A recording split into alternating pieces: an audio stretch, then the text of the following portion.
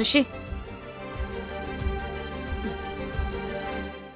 ഈ ന്യൂ ഇയറിന് നീ എനിക്ക് എക്സ്പെൻസീവ് ആയൊരു ഗിഫ്റ്റ് തരണം. നീ എപ്പോഴും തരുന്ന പോലെ 5-10 രൂപയുടെ റോസാപ്പൂ അല്ല, കോടികൾ വിലമതിക്കുന്ന ഒരു ഗിഫ്റ്റ്.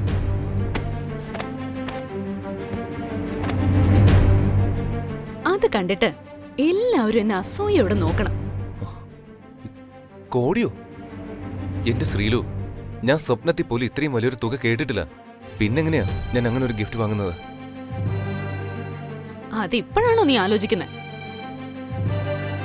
പിന്നെ എന്താലോചിച്ചാ നീ കല്യാണം കഴിച്ചത്? ഇവിടെ അങ്ങ് സുഖിച്ച് ജീവിക്കാന്ന് കരുതിയോ?